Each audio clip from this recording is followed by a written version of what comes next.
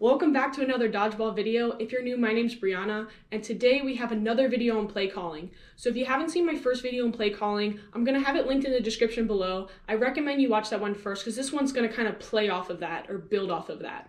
So in today's video, I'm going to go through what you typically say in a play call. Have you ever wondered what you say when you meet in the middle to call a play? I'm basically going to answer that question today. I'm going to go through two methods of how you read off the play call, two of the most popular ones that I've found anyways, and some examples of specific play calls and how they're worded.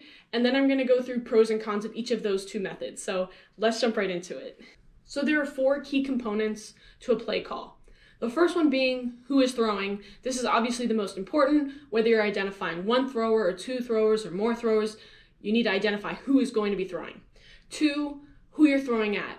Typically, you do, in competitive dodgeball, since there's only 6 people, you do 1 through 6, 1 being the leftmost player, 6 being the rightmost player, and so you usually say a number for there.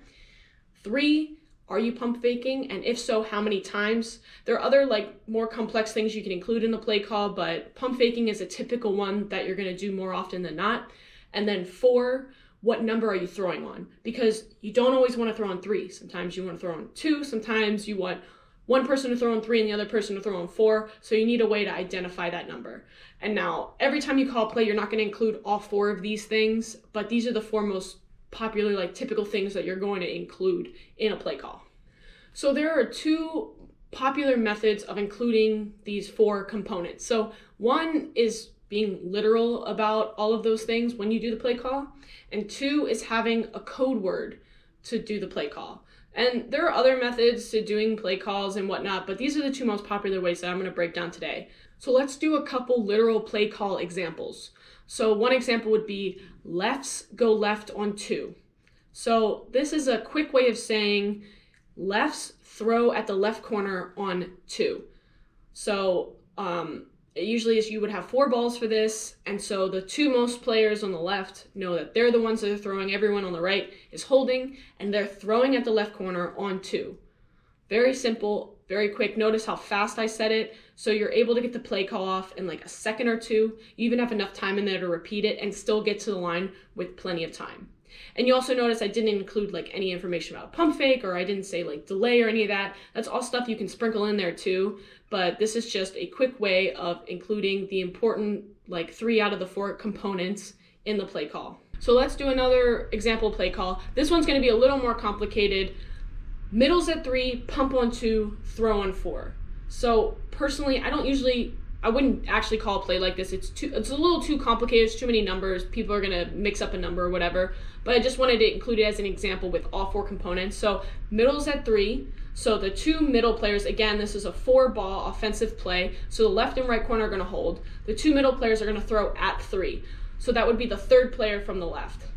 They're gonna pump fake on 2. So it's gonna be 1, 2, pump fake. And then they're gonna throw on 4. So 1, 2, 3, 4. And they're gonna throw.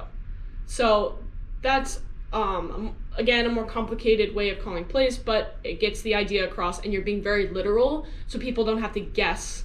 That it's very clear what's happening because you're spelling it out for them. So let's do one more example. Corners at 2 on 3.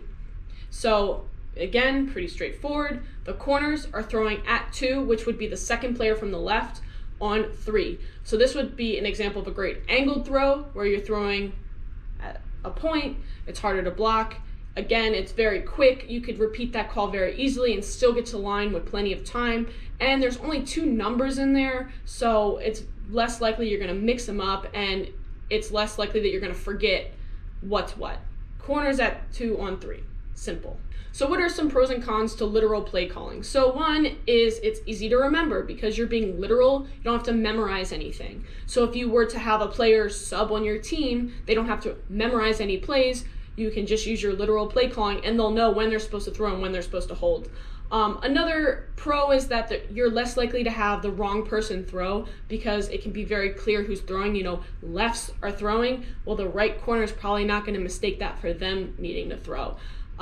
It's also great for both small and large teams because you can just axe out the number part of the target. You could just say red shirt if you needed to, corners on red shirt if only one person's wearing a red shirt. If you're playing on a rec team, If you're playing on small teams, you can easily identify with numbers, but again, very easy to remember and very easy to use. Now, the big con for this one is if your opponent overhears what you say, they're gonna know what you're doing exactly. There's no way to really hide what you're doing with this method. So let's talk codename play calling. So let's use the example where your team uses the word cheddar to identify corners. So you would do the play call as cheddar at 2 on 3. That would mean your corners are throwing at player number 2, so the second from the left, on 3 with no pump fakes because there was no pump fake call included there. So cheddar at 2 on 3. So you could use code names to identify players. So let's do another cheese example. So your team has identified Swiss as throwing at the left corner. So the play call would be corners at Swiss on 3. So that would mean your corners are throwing at the left corner of the opponent on 3. So you can use the code name to identify who you're throwing at. And for the last example, your team has identified that Gouda is a cross. A cross meaning your left corner throws at the right corner and your right corner throws at the opponent's left corner. So you'd say Gouda pump fake on 2, throw on 4. So Gouda is saying your corners are gonna cross, you're gonna pump fake first on 2, and then you're gonna actually do the cross on 4. So you can use the code name to identify a specific play that's actually going to happen, where it's identifying who's throwing and who they're throwing at, all with that one word. So what are some pros and cons to the code name method? Well, one, if you're overheard, it doesn't really matter. Your opponent's not going to know if cheddar is what it's identifying per se, at least not after overhearing it one time. They can only speculate what they think it means, and unless they overhear you a couple times, they're probably not going to pick up on it. And if worst case happens and they do figure you out and you overhear them saying what the play call means, well, then the next time you play them, you can change the word. You can easily switch out a word. So you can use a different cheese in this example. You can say, oh, brie instead of cheddar for the next time you play them. And you can keep switching it up so it's really hard for them to learn what it means. So what are some cons? You can easily mix up and the wrong person can throw. If the team forgets that cheddar is the corners and the middle player throws thinking it's them, well, it kind of messes up the whole play because extra people are going to throw.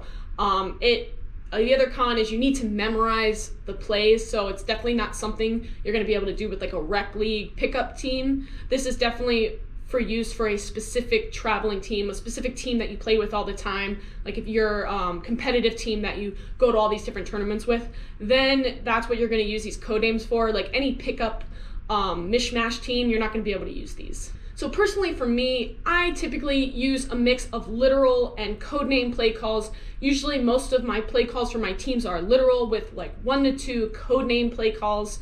But again, for rec leagues, I'm typically only gonna call literal play calls because I don't expect anybody to learn code names when we're playing in rec leagues. So I hope you guys found this video helpful and maybe it gave you guys some ideas for some play calls with your teams. If you did enjoy this video, please give it a like, subscribe to the channel. It really helps me with the YouTube algorithm. It helps get dodgeball in front of more people's faces, and that's always been my goal with this channel. And if you have any other dodgeball topics that you'd like me to cover, drop it in the comments below and I'll make sure to add it to my list, and I'll see you guys in the next one.